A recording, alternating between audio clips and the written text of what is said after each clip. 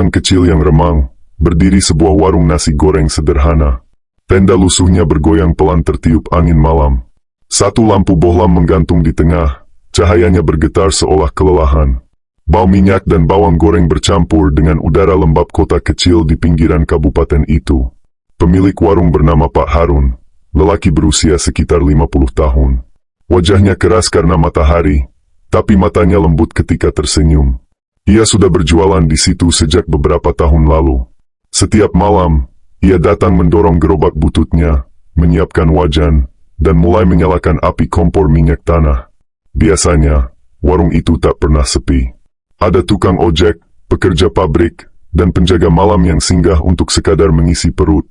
Mereka mengenal Pak Harun sebagai sosok ramah, selalu menyapa, dan tidak pernah marah meski kadang dibayar belakangan. Malam itu pun sama. Beberapa pelanggan duduk sambil menunggu pesanan. Asap nasi goreng menari di udara, sendok besi beradu dengan wajan, menciptakan irama yang akrab bagi siapapun yang lewat. Namun sekitar pukul 1 dini hari, seseorang datang dari arah gang belakang. Langkahnya pelan, seperti ragu. Wajahnya pucat, bajunya kusam, rambutnya acak-acakan. Tanpa banyak bicara, ia duduk di kursi nomor 2, kursi yang paling dekat dengan tembok. "Biasa, nasi goreng telur," katanya dengan suara berat. Pak Harun mengangguk. "Siap, sebentar ya." Ia mulai menyalakan api, meneteskan minyak, dan mengaduk nasi dengan cepat. Saat makanan disajikan, pelanggan itu hanya mengangguk.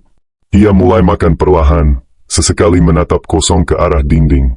Di luar, suara motor melintas, disusul lolongan anjing yang panjang. Pelanggan lain tidak memperhatikan, tapi salah satu dari mereka berbisik, "Tampangnya aneh ya, kayak orang sakit." Pak Harun hanya tersenyum tipis. "Capek kali," jawabnya pelan. Setelah beberapa menit, pelanggan itu berhenti makan. Sendoknya jatuh, dan ia menunduk lama. Bohlam di atas kepala tiba-tiba bergetar lebih keras. Cahayanya meredup lalu terang kembali. Saat semua orang menoleh, ia sudah menatap ke arah jalan, seolah mendengar sesuatu. Tanpa berkata apa-apa, ia berdiri, berjalan pelan meninggalkan warung. Kursi nomor 2 masih berayun halus. Tak ada yang menyadari bahwa nasi goreng di piringnya belum habis.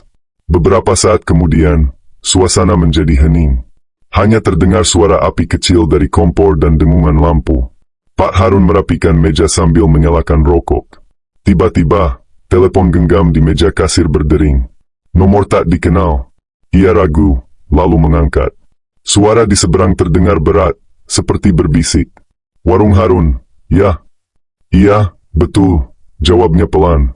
"Pelanggan di kursi 2, sudah pergi." Pak Harun tertegun. "Sudah, barusan keluar. Bapak siapa ya?" Namun sambungan langsung terputus. Ia menatap layar ponsel yang gelap, lalu menoleh ke kursi nomor 2. Kursi itu masih kosong, tapi entah kenapa terasa dingin. Ia mengusap tengkuknya, mencoba mengabaikan perasaan aneh itu. Pukul sudah lewat 2 dini hari. Satu persatu pelanggan pamit. Warung mulai sepi. Angin berembus membawa sisa aroma kecap dan bawang. Pak Harun membereskan meja, memadamkan kompor, lalu menutup tenda. Ketika hendak menutup warung, ia mendengar suara sendok jatuh dari arah kursi 2. Ia menoleh, tapi tidak ada siapapun di sana. Sendok yang tadi digunakan pelanggan misterius kini tergeletak di lantai, basah oleh minyak. Ia menatapnya lama, kemudian memungutnya dengan tangan bergetar. Esok paginya, warga geger. Pak Harun ditemukan tidak bernyawa di warungnya sendiri. Tubuhnya masih duduk di kursi, dengan wajan di pangkuan. Tidak ada tanda-tanda kekerasan. Di meja kasir, ponselnya masih menyala, dan panggilan terakhir tercatat dari nomor tak dikenal yang sama dengan malam sebelumnya. Warga sekitar mulai berbisik-bisik. Ada yang bilang serangan jantung. Ada yang bilang, itu pelanggan malam tadi yang datang bukan dari dunia manusia. Dan semenjak hari itu, kursi nomor 2 di warung itu tidak pernah lagi diduduki siapapun. Kabar tentang kematian Pak Harun menyebar cepat. Polisi datang pagi itu, memasang garis kuning di sekitar warung. Warga berkerumun, saling berbisik dengan wajah tegang. Tidak ada tanda perampokan. Uang di laci masih utuh. Bahkan wajan dan bahan dagangan pun masih di tempatnya. Yang membuat semua orang bergidik adalah posisi tubuhnya. Duduk tegak, tangan masih memegang sendok, seolah sedang menunggu seseorang untuk makan bersama. Di hadapannya, piring kosong dan segelas teh manis yang belum tersentuh. Petugas kepolisian dari sektor terdekat datang melakukan olah tempat kejadian. Namanya Raka, seorang penyidik muda yang dikenal tekun dan tidak mudah percaya pada hal gaib. Ia menulis laporan dengan cepat sambil memperhatikan setiap detail di warung kecil itu. Di tengah keramaian, matanya tertuju pada kursi nomor 2. Kursi itu tampak biasa, tapi ada sesuatu yang membuatnya berbeda. Di permukaannya terdapat bekas gosong, seolah kayu itu terbakar sebentar, lalu padam sendiri. Raka memotret bagian itu, lalu menatap rekan setimnya. Tidak ada tanda-tanda perlawanan. Tapi kenapa dia duduk seperti ini? Tanyanya. Salah satu petugas menjawab lirih. Katanya semalam ada pelanggan terakhir. Orang aneh, duduk di kursi 2 itu. Raka berhenti menulis. Pelanggan terakhir. Iya, beberapa orang masih sempat lihat. Tapi katanya, orang itu datang sendirian. Jalannya pelan, dan pergi sebelum warung tutup. Penyidik itu menatap sekeliling, memperhatikan sisa-sisa malam terakhir di warung itu. Ada aroma minyak yang sudah tenyik, dan di antara tumpukan piring, ia menemukan selembar uang lusuh di bawah kursi 2. Nominalnya kecil, tapi yang membuat bulu kuduknya berdiri adalah bau tanah basah yang menempel di uang itu. Raka membungkus uang tersebut dengan plastik bukti, lalu bertanya pada warga sekitar. Namun tak satu pun yang mengenali pelanggan misterius itu. Ada yang bilang wajahnya pucat seperti orang baru keluar rumah sakit. Ada pula yang bersumpah melihat lumpur menetes dari ujung celananya.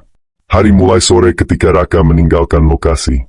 Tapi sebelum pergi, ia sempat menoleh sekali lagi ke arah kursi nomor 2. Entah kenapa, cahaya sore yang jatuh ke kursi itu terasa berbeda. Seolah ada bayangan seseorang yang masih duduk di sana, meski warung sudah kosong. Malamnya, Raka memutuskan untuk mampir ke rumah duka. Istri almarhum Pak Harun, Bu Wati, duduk di ruang tamu dengan mata bengkak. Beliau tidak pernah punya penyakit, Pak. Sehat-sehat saja. Semalam masih sempat video call sama anak saya di Bandung, ucapnya dengan suara gemetar. Raka mencoba menenangkan. Apakah ibu tahu siapa yang datang terakhir ke warung? Tidak tahu. Tapi Harun sempat cerita seminggu lalu. Jawabnya pelan.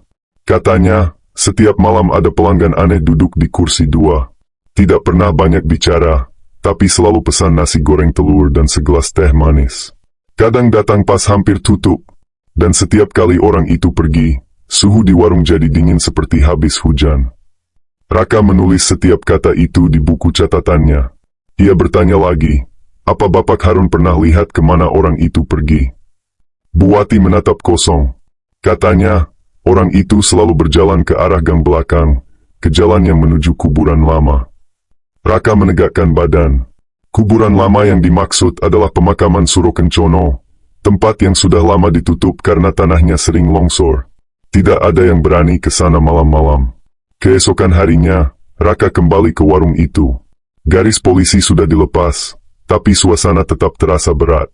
Ia duduk di kursi nomor 2, mencoba merasakan apa yang mungkin dilihat oleh pelanggan misterius itu. Angin berembus pelan.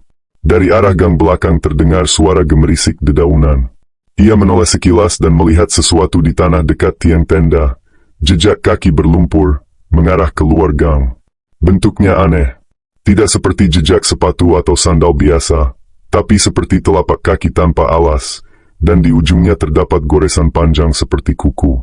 Raka berdiri perlahan, mengikuti jejak itu dengan hati-hati. Jejak tersebut berakhir di jalan kecil menuju pemakaman. Jalan itu dipenuhi semak dan pohon liar, jarang dilewati orang. Di ujung jalan, ia menemukan papan kayu patah bertuliskan, dilarang masuk tanah longsor. Namun di bawah papan itu, ada sesuatu yang membuat napasnya tertahan. Sebuah piring aluminium berisi nasi kering dan telur gosong, persis seperti pesanan terakhir di warung Pak Harun. Ia jongkok, memeriksa benda itu, lalu berkata lirih, "Siapapun kamu, apa yang kamu cari?" Tiba-tiba, suara langkah terdengar dari belakang. Raka menoleh cepat, tapi tidak ada siapapun. Hanya suara dedaunan yang bergerak pelan. Ia merasakan udara di sekelilingnya menurun drastis. Di kejauhan, dari arah pemakaman, terdengar suara seperti sendok beradu dengan piring. Ceng, ceng. Pelan tapi jelas. Raka mundur perlahan, menatap ke arah suara itu. Namun saat ia ingin pergi, ia melihat sesuatu di tanah. Selembar uang lusuh, sama seperti yang ditemukan di warung. Kali ini, di atasnya menempel butiran tanah merah dan sehelai rambut panjang. Ia tahu satu hal, kematian Pak Harun bukan karena penyakit. Ada sesuatu yang datang padanya, dan jejaknya mengarah ke pemakaman Suro Kencono. Raka tiba di pemakaman Suro Kencono menjelang senja. Langit berwarna jingga kelam, dan kabut tipis mulai turun dari arah pegunungan. Kuburan tua itu sudah lama tidak digunakan. Banyak batu nisan miring, ditelan akar pohon beringin yang menjuntai seperti tali-tali tua. Ia menyalakan senter, menyorot jalur setapak yang hampir tertutup ilalang. Bau tanah lembab bercampur wangi bunga Kamboja menyengat di udara. Raka melangkah perlahan, setiap langkahnya menimbulkan suara renyah dari dedaunan kering.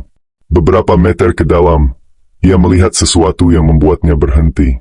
Di salah satu nisan yang sudah retak, ada piring aluminium berisi nasi goreng hangus dan telur mata sapi. Tepat di atasnya, diletakkan selembar uang lusuh, sama seperti yang ia temukan di warung Pak Harun. Ia menunduk, memeriksa nisan itu. Tulisan di batu sudah pudar, tapi masih bisa terbaca samar. Haji Salman, wafat 1998. Nama itu langsung ia catat. Tapi anehnya, piring dan uang tersebut masih hangat. Seolah baru saja diletakkan beberapa menit lalu. Suara ranting patah terdengar dari arah belakang. Raka menoleh cepat. Tidak ada siapapun, hanya kabut yang makin tebal. Ia menyorotkan senter ke segala arah, tapi pandangannya terbatas hanya beberapa meter. Tiba-tiba dari arah kiri terdengar suara batuk berat, seperti orang tua. Raka menegakkan tubuh, jantungnya berdegup cepat. Ia berseru, "Siapa di sana?" "Saya petugas kepolisian." Tidak ada jawaban, hanya batuk itu yang terdengar lagi, lebih dekat kali ini. Ia melangkah mengikuti suara, dan senter menyorot sebuah bayangan berdiri di antara dua nisan. Sosok itu mengenakan baju lusuh berwarna coklat tua, dengan wajah samar-samar terlihat karena kabut. Kepalanya menunduk, dan kedua tangannya menggenggam sesuatu. "Pak, Bapak siapa?" tanya Raka, berusaha tenang. Sosok itu mendongak perlahan. Wajahnya pucat, matanya kosong, dan di bibirnya ada senyum tipis yang tampak tidak wajar. "Aku cuma menunggu giliranku makan." Suaranya serak seperti berbisik dari dalam tanah. Raka mundur satu langkah, tapi sebelum ia sempat berbicara lagi, sosok itu berbalik, berjalan ke arah dalam pemakaman. Langkahnya pelan, tapi tidak menimbulkan suara sama sekali. "Berhenti!" seru Raka sambil menyorotkan senter. Tapi cahaya itu hanya menemukan kabut kosong. Sosok tersebut sudah menghilang. Ia menelan ludah, mencoba menenangkan diri. Saat menurunkan senter, matanya menangkap sesuatu di tanah.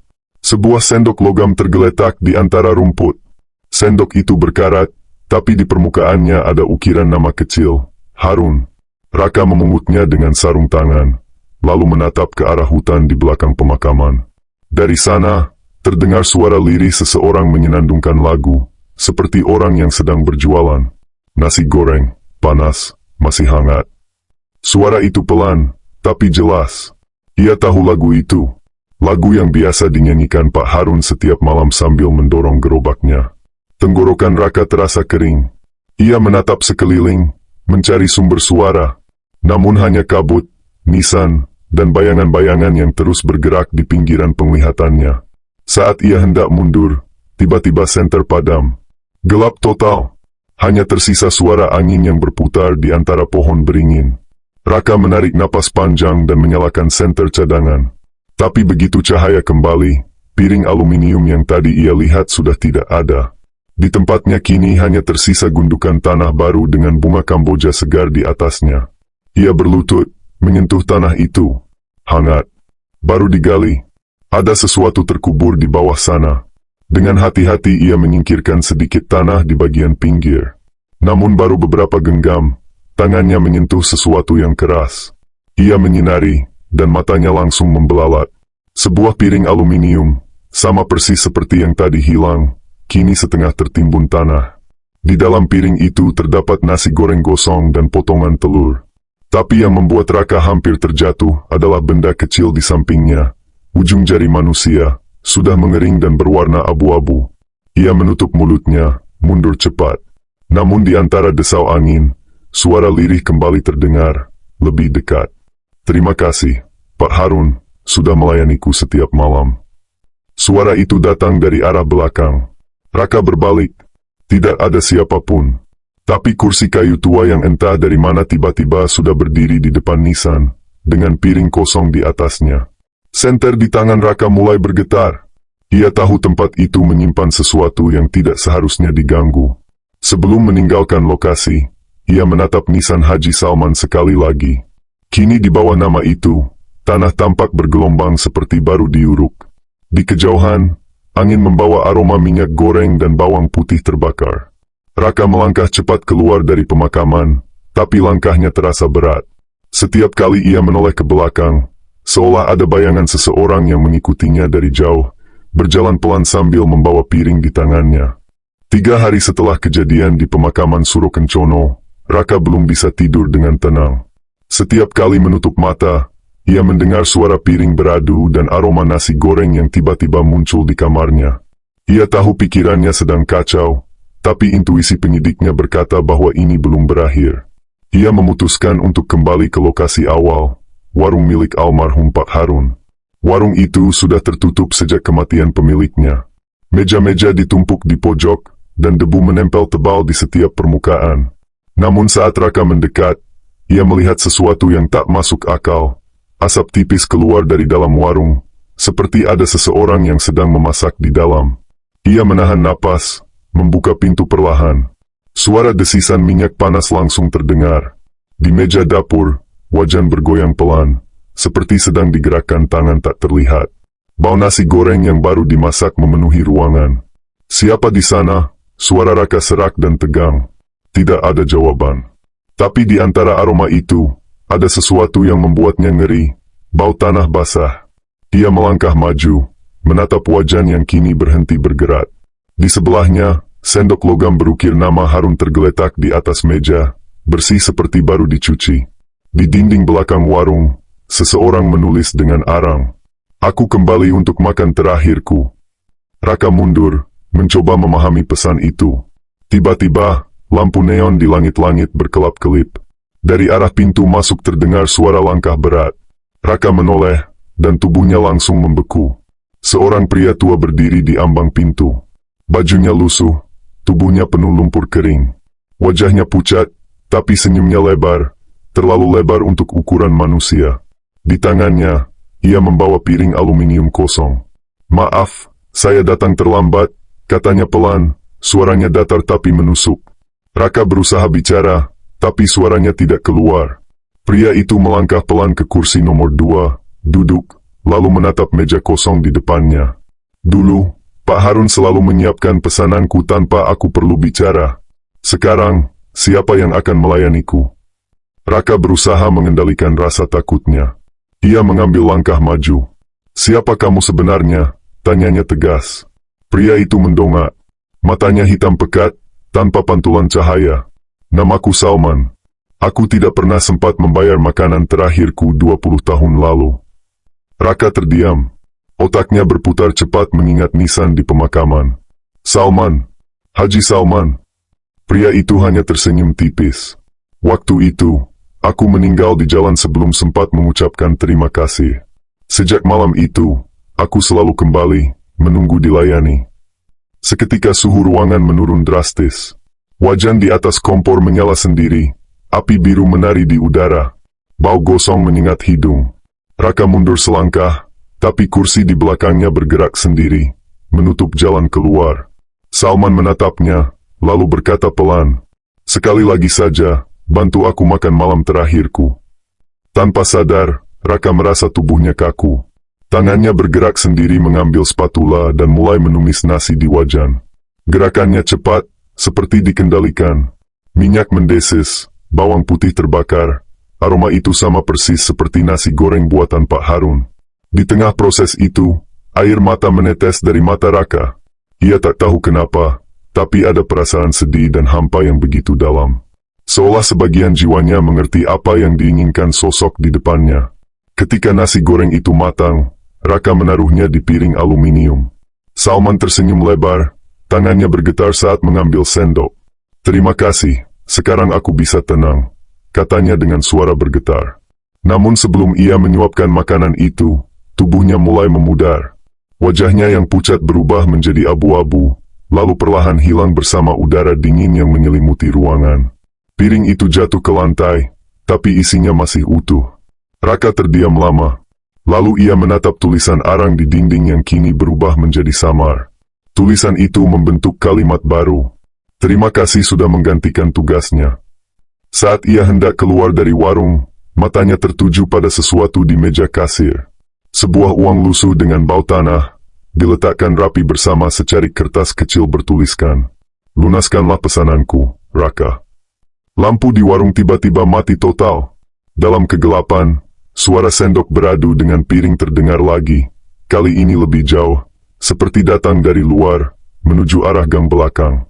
Raka tahu satu hal, warung itu sudah tidak kosong lagi, dan mungkin ia baru saja mengambil alih peran seseorang yang dulu melayani pelanggan tak bernyawa. Malam itu, kota Cendana diguyur hujan deras. Petir menyambar berulang kali di langit utara. Raka duduk di dalam mobilnya, memandangi warung Pak Harun yang kini tampak sepi. Namun entah mengapa, ia merasa seperti ada kehidupan di dalam sana. Ia telah membaca seluruh catatan milik Haji Salman, memeriksa setiap laporan lama, dan menemukan satu benang merah yang sama.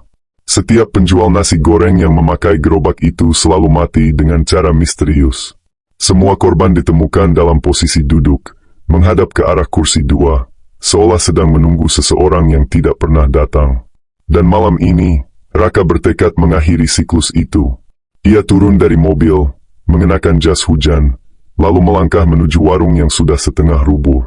Air hujan menetes dari atap seng yang berlubang, menghasilkan suara yang monoton, seperti detak jam yang menandakan waktu semakin habis. Begitu ia membuka pintu, hawa dingin langsung menyeruak. Wajan tua masih tergantung di tempatnya. Gerobak yang seharusnya disimpan di kantor polisi kini entah bagaimana sudah berada di dalam warung. Raka membeku menatapnya. Ia tahu, gerobak itu tidak bisa berpindah sendiri. Raka mendekat perlahan, matanya tertuju pada piring aluminium di atas meja. Ada nasi goreng hangus di dalamnya, dan di samping piring itu tergeletak uang lusuh yang masih basah karena hujan.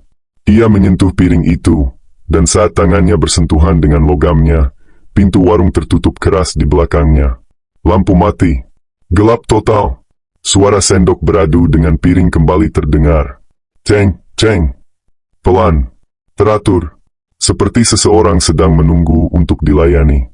Raka mengatur napas. "Kau ingin apa dariku?" Suaranya tegas meski tubuhnya gemetar. Suara berat menjawab dari arah belakang. "Aku lapar, sudah lama tidak makan. Harun sudah memberiku makanan terakhirnya. Sekarang, giliranmu." Raka menoleh cepat. Di sana berdiri sosok yang sama seperti sebelumnya. Pria tua berselimut lumpur. Wajahnya kini lebih jelas. Matanya bolong, kosong. Hanya lubang hitam yang menatap tajam. "Salman," bisik Raka lirih. "Apa yang sebenarnya kau inginkan?" Sosok itu melangkah maju. Setiap langkahnya meninggalkan bekas tanah di lantai. "Bukan aku yang lapar," ucapnya datar. "Aku hanya pembawa. Ada yang lebih tua, yang sudah menunggu sejak gerobak ini dibuat." Suara itu bergema di dinding warung. Raka merasa udara semakin berat, seperti ada ribuan suara berbisik dari setiap sudut. Dari arah dapur, wajan bergerak sendiri. Api biru menyala tanpa sumber gas, menari liar. Dan dari bawah gerobak, tangan-tangan hitam muncul perlahan, meraih kaki Raka. Ia berteriak, berusaha menarik diri, tapi semakin melawan, genggaman itu semakin kuat. Salah satu tangan itu membawa sesuatu ke atas meja, selembar buku catatan yang berbeda dari sebelumnya. Sampulnya hitam, dengan tulisan pudar, catatan penjual pertama, tahun 1959. Raka meraihnya dengan gemetar, membuka halaman pertama. Tulisan di dalamnya tajam dan rapi. "Gerobak ini kubuat dari kayu bekas nisan. Mereka bilang kuat, tahan lama. Tapi malam setelah selesai, aku mendengar suara orang memanggil namaku dari dalam kayu. Halaman berikutnya semakin mengerikan. Setiap malam, ada yang meminta makan. Kalau tidak kulayani, daganganku basi semua. Kalau kulayani, aku tak bisa tidur karena mereka berdiri di depan gerobak, menatapku diam. Dan di halaman terakhir tertulis, siapapun yang memakai gerobak ini, akan terus melayani sampai jiwanya digantikan oleh yang baru. Raka menutup buku itu. Nafasnya memburu. Ia baru menyadari bahwa Pak Harun, Haji Salman, dan semua pedagang sebelumnya hanyalah penerus dari kutukan lama. Kutukan yang berasal dari bahan dasar gerobak itu, kayu dari nisan yang tidak pernah diistirahatkan dengan benar. Ia memandang gerobak itu dengan tekad bulat. Kalau semua ini harus berakhir, maka aku akan mengakhirinya malam ini. Ia menarik korek api dari saku, menyalakannya, dan melempar ke arah gerobak. Api langsung menyambar, membakar kayu dan kain tenda. Warung itu berubah menjadi lautan api. Dari dalam kobaran, terdengar suara teriakan panjang bercampur bisikan 1000 orang. Namun di tengah panas yang mencekik itu, satu suara terdengar paling jelas. Kalau kau membakarnya, kau menggantikanku. Tangan-tangan hitam itu meraih tubuh Raka, menyeretnya ke tengah api. Ia berteriak keras, mencoba melawan, tapi cahaya api semakin terang hingga menyilaukan. Ketika warga datang beberapa menit kemudian, mereka hanya menemukan puing-puing warung yang hangus. Tidak ada tubuh Raka, tidak ada gerobak. Hanya satu benda yang tersisa di tengah abu, sendok logam berukir nama Raka. Beberapa minggu setelah kejadian itu, seorang pedagang baru membuka warung di tempat yang sama. Ia membeli gerobak bekas dari pasar Loak, tanpa tahu sejarahnya. Malam pertama berdagang, ia menulis di media sosial. Lucu, tiap malam selalu ada piring nasi goreng yang hilang sendiri. Mungkin pelanggan tetap yang belum sempat bayar. Hujan turun lagi malam itu, seolah mengulang malam-malam lama yang penuh rahasia. Warung baru di pojok Jalan Cendana kini ramai. Aroma nasi goreng yang sedap mengundang orang untuk datang, meski sebagian warga masih enggan melintas di sana setelah kebakaran tempo hari. Penjual barunya, Bagas, adalah pria muda dari Solo. Ia membeli gerobak bekas di pasar Loak, gerobak yang catnya sudah pudar, namun kokoh dan tampak berumur. Ia tidak tahu apa-apa tentang sejarahnya, hanya merasa gerobak itu menarik. Selama 2 minggu pertama, semua berjalan normal. Pembeli datang silih berganti. Namun sejak malam ke-13, sesuatu mulai berubah. Bagas mulai menemukan piring kosong setiap pagi, padahal ia tak pernah menyajikan apapun di sana. Awalnya ia mengira itu ulah maling kecil, tapi anehnya, nasi goreng di piring itu selalu masih hangat. Ia bahkan mencium aroma yang sama seperti masakan yang baru saja digoreng. Suatu malam, sekitar pukul 2, Bagas mendengar bunyi sendok beradu di luar dapur kecilnya. Ceng-ceng. Pelan, berirama. Ia menoleh keluar, dan seketika napasnya berhenti. Di meja pelanggan depan warung, ada sosok yang sedang duduk, punggungnya membungkuk, bahunya kurus, dan kepalanya miring ke kanan. Bagas hanya bisa melihat bagian belakang tubuhnya. Tubuh itu tampak basah kuyup, seperti baru keluar dari lumpur. Permisi, Pak, mau pesan apa? Suaranya bergetar, mencoba bersikap sopan. Sosok itu tidak menjawab, hanya menunjuk ke arah piring kosong di meja. Bagas menelan ludah. Ia menyalakan kompor dan mulai memasak.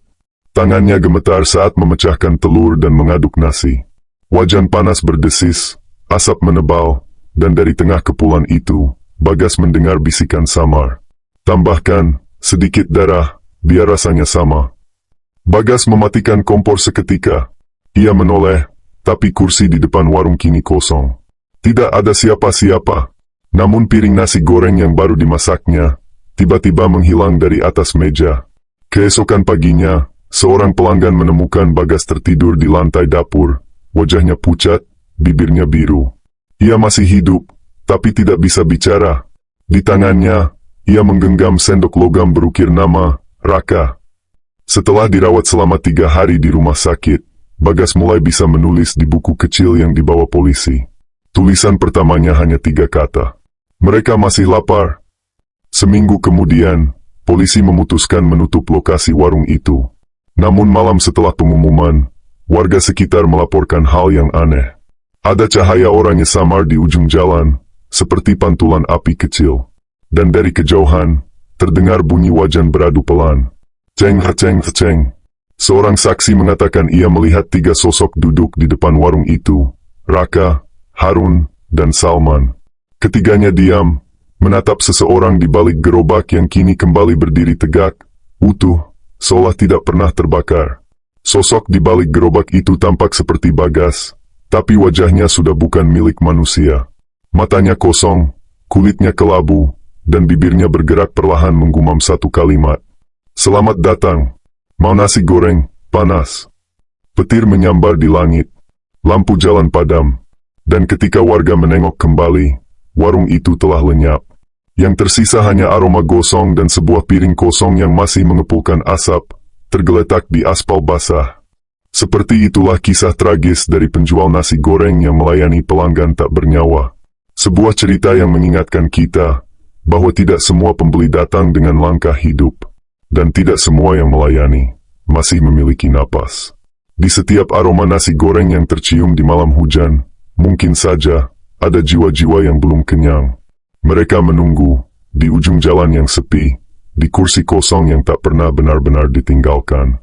Jadi, jika suatu malam kamu membeli nasi goreng di pinggir jalan, lalu melihat satu piring kosong di atas meja, jangan tanyakan untuk siapa.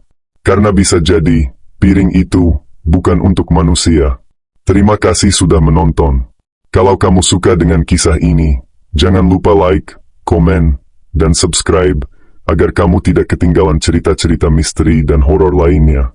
Sampai jumpa di kisah berikutnya. Dan ingat, berhati-hatilah dengan apa yang kamu layani malam ini.